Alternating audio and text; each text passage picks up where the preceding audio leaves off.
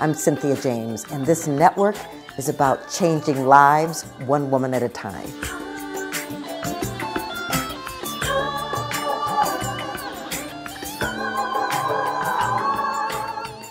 Hello and welcome to Women Awakening. I'm your host, Cynthia James. I get the distinct honor of inviting you into a world where extraordinary women thrive. They're way showers, they're game changers, which means that they absolutely step outside of the rules of life and create their own lives. And we show you how. I'm grateful that I get to do this every week, introduce you to a new woman. We're on all the platforms, Spotify, iTunes, iHeart, Spreaker, Amazon, YouTube video. And you can also go to cynthiajames.net. There's a lot of things there for you. And I'm always launching new stuff and giving gifts and happy to support you. So I want to tell you, actually, this isn't the first time I've interviewed this guest. She and I have been friends for a very long time. We've been business partners, and it's very exciting. Her name is Jean Hendry. She's a transformation expert focused on supporting you in confidently living the fullest version of yourself by recognizing and owning your unique brilliance. And she helps you present your brilliant best to the world. I mean, she's a former executive in a Fortune 100 technology company, and she's a current entrepreneur. She's been in the business world for over 35 years, and she's lived in the ups and the downs that professional women go through to step into their full potential. So she's bringing together her skill, her knowledge, and training in psychology, presence, personal style to really support women in recognizing their gifts and talents and embracing their radiance. So this is what she says about the things she'll bring to you: digging beneath the surface to uncover brilliance you didn't know you had, seeing the whole picture of you and helping you to see it too, aligning the way you present yourself on the outside with who you really are on the inside, and knowing how to put yourself together in a way that presents your brilliant best to the world. Your best colors, your best styles, your image, your hair, your makeup, your presentation, and oh, by the way, your communication. Jean, thank you so much for being here. Oh, I'm so excited to be back with you, Cynthia. Well, ladies, I'm so excited to have Jean here. I want to talk about her newest ebook that's coming out, where she talks about the five myths of style. But I want to talk about, as long as I've known you, you've always been elegant, beautiful. Even if you're going hiking, you look good. You know what I mean? You know, even with no makeup and stuff. So I want to talk about that. But first, I want to talk. Where did you come from? How did you grow up? I'm sure you didn't drop on the planet as a brilliance expert. I did not. As a matter of fact, I was pretty far from that. I would just want to say I grew up in rural Texas on a farm, actually. And you know how sometimes you just know you don't fit in certain places? It wasn't really my ideal environment. And so when I left, I went to school, you know, I mean, it's a long story, but I wound up going into corporate America. And I spent a really long time, you know, kind of working my way up the corporate ladder. And I learned a lot of things in working for companies, right? But one of the big things that I learned along the way was how people perceive you. And you have the ability to impact that. And it's actually important. I'm sure we're going to talk a little bit more about kind of the impact of that and what I learned. But and my first love was always fashion and style and color. I tell people I've been telling women what to wear since I was 7 years old. I didn't get it right all the time, but I had really strong opinions about it. But it is something I have always loved. And even through my many different careers, I have actually always kind of done this on the side. And it is now my full-time business because I've recognized how incredibly important it is for women, in particular professional women, to pay attention and to be conscious of how they present themselves. Yeah, it's so important. You know, when I had just graduated from ministerial school, my whole class went to see a color expert, um, and it was striking to see how many colors I would wear that didn't work. And and and and you could see because she'd hold up a color that worked for me on my face, and then she'd hold up another one and be like, "Oh, this is not good. I look all dead and stuff." But what was important about that was that I started to recognize that if it matched me on the outside, who I was on the inside, the impact was instantaneous. People saw it, and I know you talk about, what is it, 3 seconds people have an opinion of you. Yeah.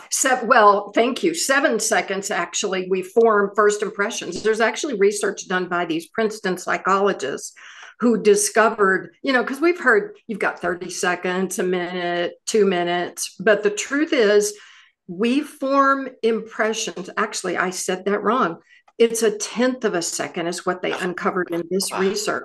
A tenth of a second. So think about that. You haven't even had a chance to get half a word out, but we've already formed an impression of you.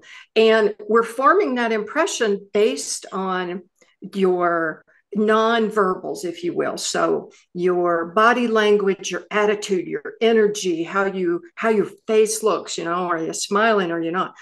And what you're wearing plays a really, really big role in what people perceive of you. Yeah. And you and I both, when we were doing the Academy of Women Emerging for Women Entrepreneurs, this was a part of our training for them. It's like um, you, how you show up in the world impacts your business. Right. And And go ahead.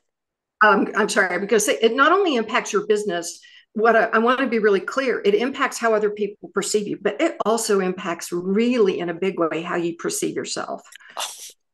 Yeah, Yeah. I remember when I was getting ready to do my book tour, everybody, I went to Jean and I said, okay, dress me. And so we went shopping, and it was incredible because we pulled a couple things out of my closet, but we went shopping and we found things we could mix and match. And we put jewelry on it, and then she took pictures of me so that I could put it in this little book that I carried with me on this tour. And it was so great because people always were open and receptive, but they also talked about how fabulous I looked and how great they felt in my energy. And talk about how you felt in Great. when you, yeah, right. I mean, I'd like to think that impacted your confidence and how you felt you were showing up in a powerful way that felt authentic to you. That's the whole point. Yeah, I've always talked about this, Jean, because it was when you feel great, and Right. especially if you step onto stages or into rooms or into business meetings, then you bring with you a certain energy. So I want to talk about these 5 style myths that's coming out in your ebook, because when I read it, I was like, oh yeah. So so talk to me about the totality of the book, and then we'll get into the myths. Sure. So this is, I call it the professional woman's dilemma. 5 style myths that you don't know might be holding you back. Because in my work, I work with so many professional career women who really want to rise in whatever they're doing, whether they're entrepreneurs or whether they're, in a corporation. But they don't pay attention to this element, which has such a significant impact. So I thought I would write this just to kind of get us thinking in a different direction. So it is a free ebook that I'm offering, that just to give you info to help you think about your style and how you present yourself in a different way. Beautiful. Okay, let's get into the myths. What's myth one? All right. Myth one: what I wear doesn't or shouldn't matter. I know a lot of people who say that. I'm Oh, not a person who cares about clothes.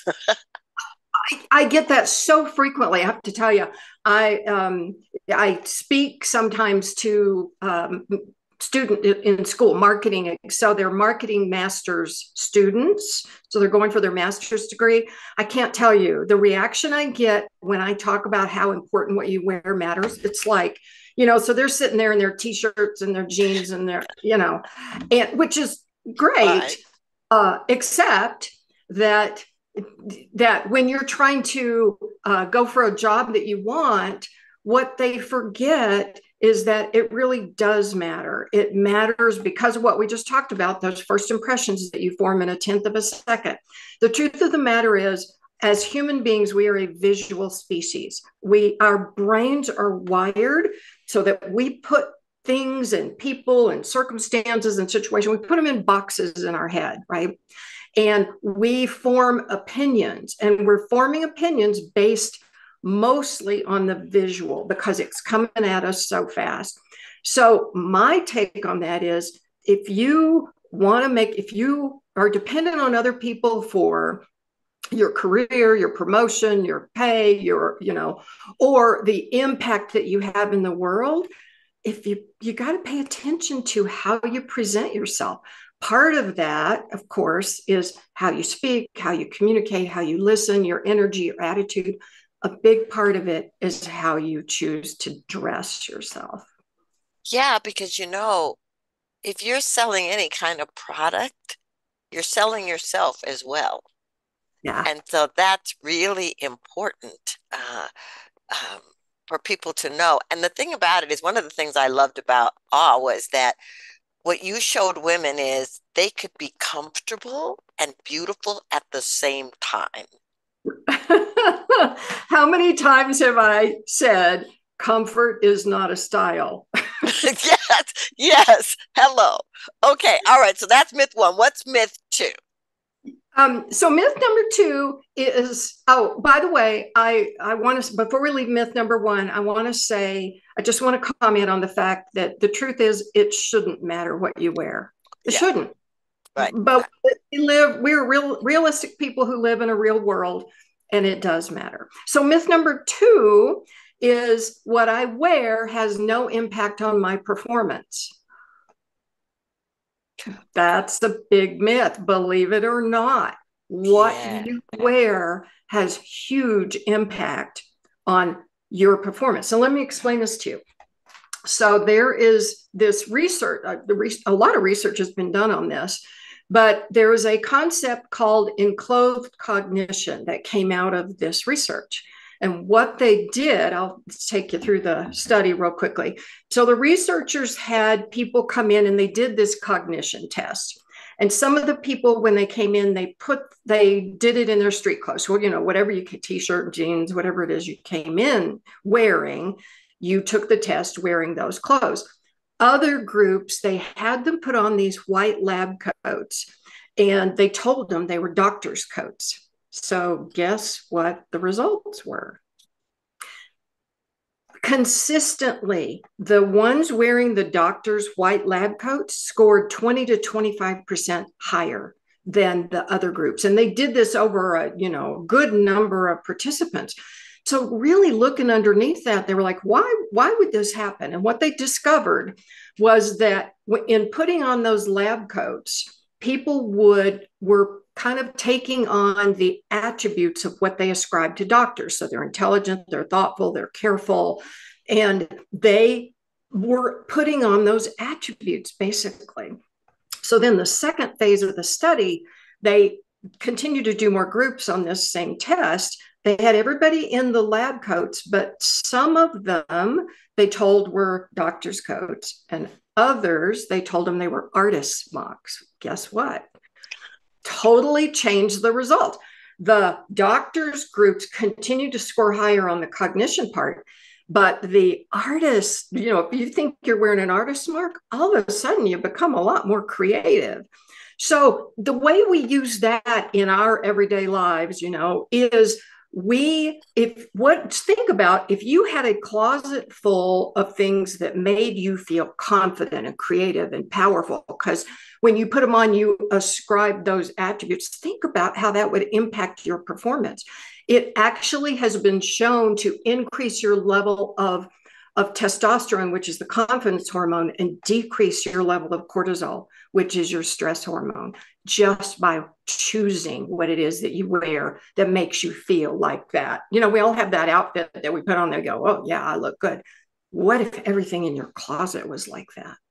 Oh, wow. It's so important, because I work a lot with authors and speakers, and we talk about that in terms of not just how you appear when you walk on a stage, because that's important, but Right. can you carry that through your whole life so that every time you step outside your house, you feel powerful, you feel confident, you feel beautiful. I remember selling Mary Kay, which I was horrible at, I'll just say.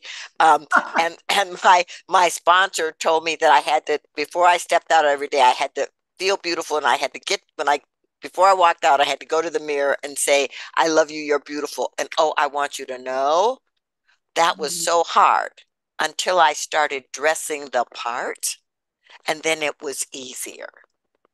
Okay, Oh, so is there anything else in myth two? no, that was I think we got to the essence of it. Perfect. Okay, so give me myth three. All right, myth number 3, one of my favorites.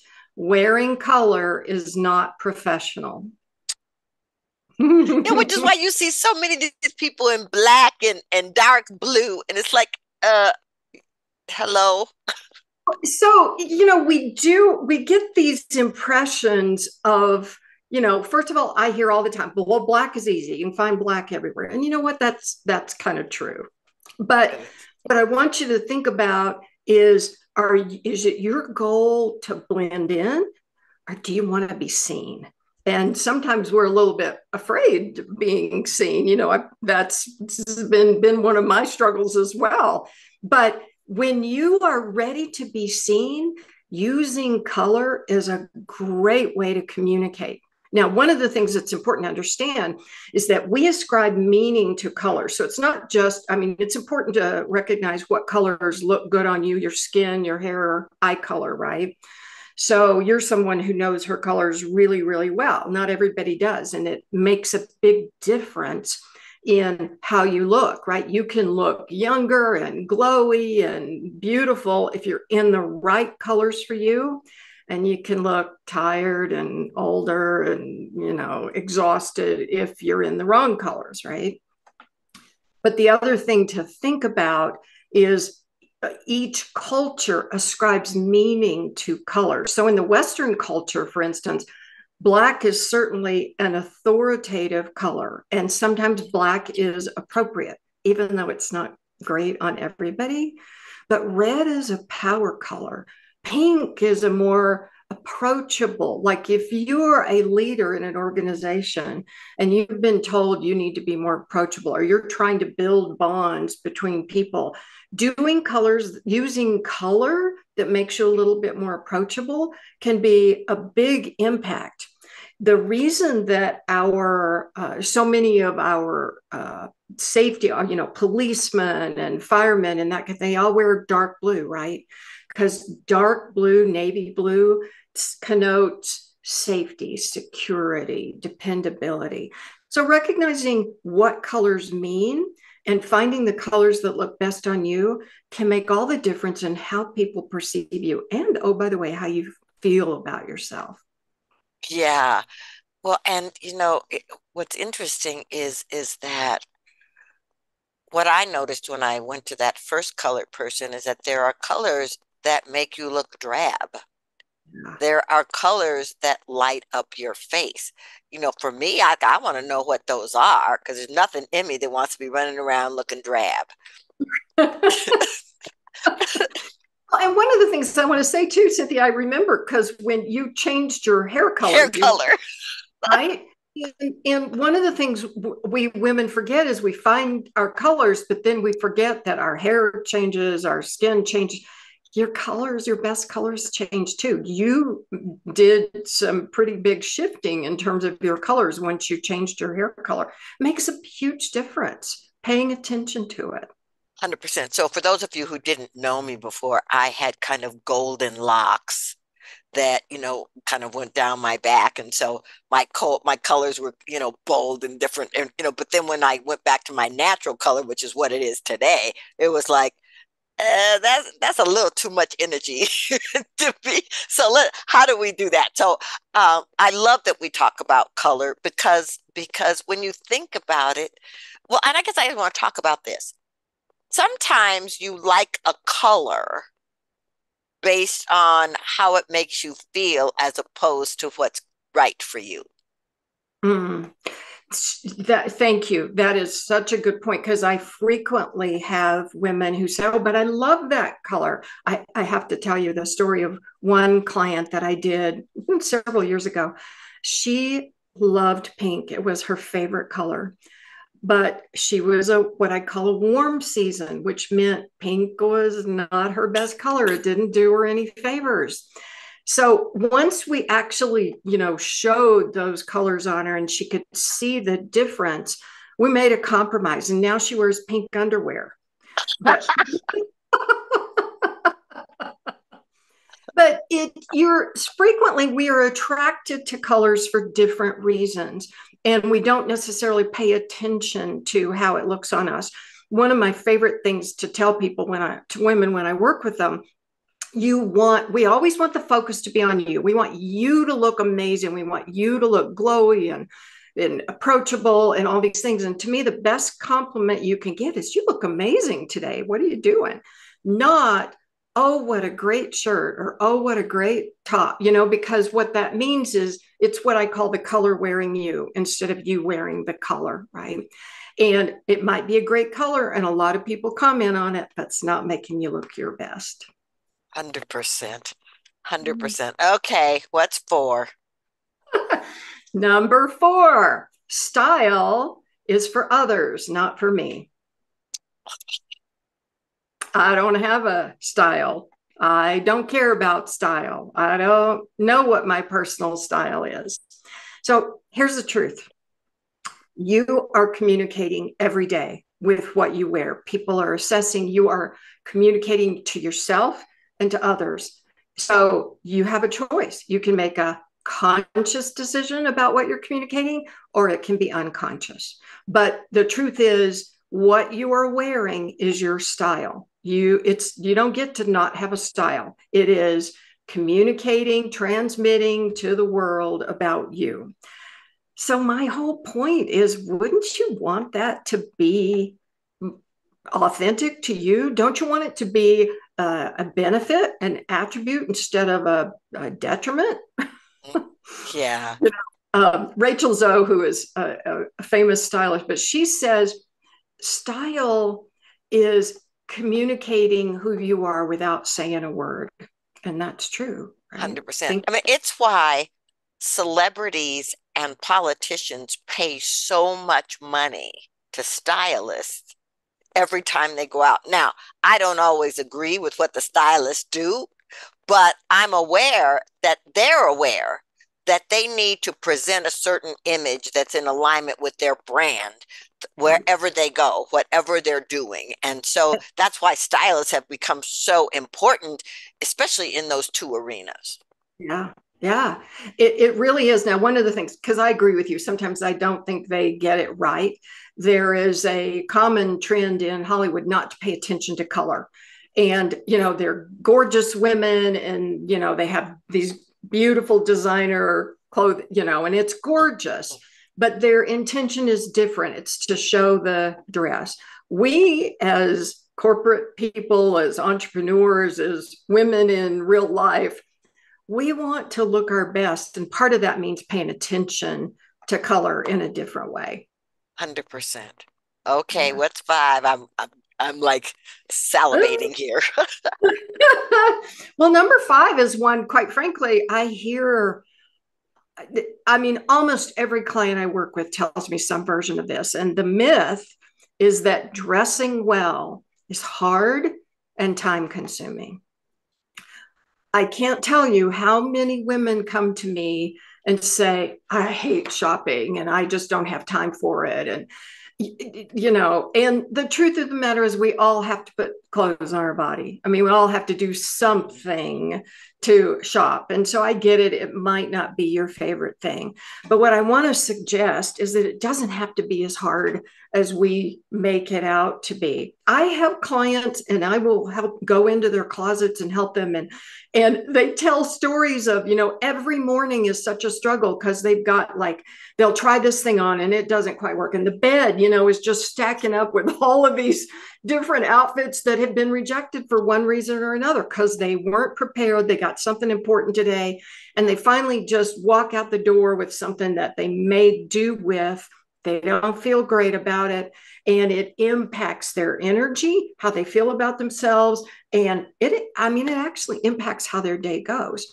So what I'm suggesting in all of these, if you know your what I call your unique style blueprint, in other words, the colors, the shapes, the styles, all of the elements that work for you, it makes it so much easier because you can walk into a store or you can go online shopping and you can look at things and you go, not my color. I'm not even looking at that. That's not my shape. I know that doesn't work for my body type.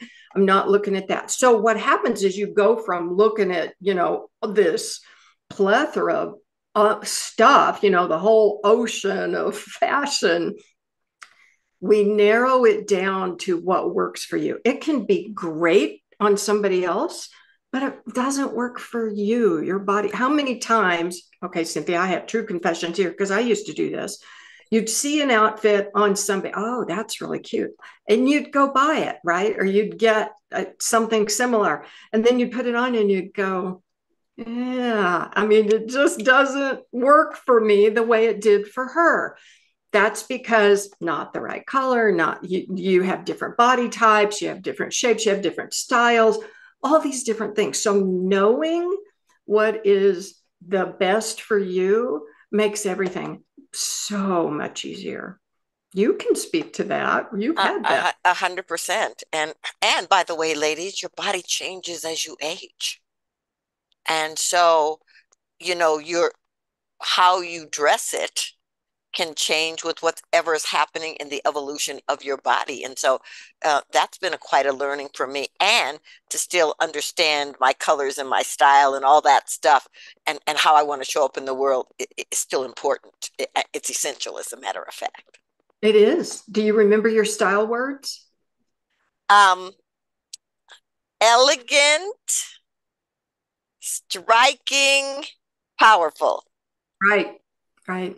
So one of the things we do is come up with, so your style, knowing your shape, what are the different elements of something that make you look your best, but also knowing how you want to feel when you get dressed is crucial, because your style words will be different from mine, will be different from someone else's, but it really helps you create that clarity of what it is you ought to be wearing that makes you feel and look your very best. 100%. Okay, how do people find you and get this ebook? All right. Well, I'm very excited to be offering this. If they'll go to my website, it is beyourbrilliant.best. So not .com, .best. Beyourbrilliant.best. And when you go there, you'll see a little pop-up that says, do you want this ebook? And all you do is say yes and go put in your name and your email address, and I'll send it right off to you. And the other thing I want to just say, if I may, Cynthia, I am launching a new secret project really soon that I'm super excited about. And I'm not quite ready to talk about it yet. But if you download my ebook, it's going to ask you if you want to get on my priority wait list to learn more about this program that I have coming. So be sure you add your name to the list, because people on that list will get priority access because it's going to be limited. So I'd love to see you there if you're ready to embark on your next style journey. That's what we're going to do. Well, I love it. Ladies, A, you want this ebook.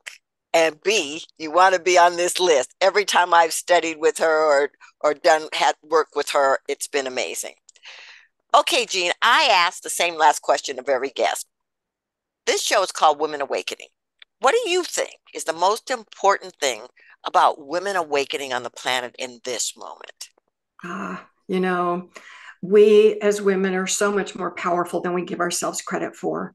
So all of the work I do is intended to help you connect to who you are, that brilliance on the inside. Use your external to kind of to help you hold on to that confidence, to help you recognize it so that we can step up and shine in the world. And that's what I think we as women need to be doing. We got to step up and we got to shine with everything we've got.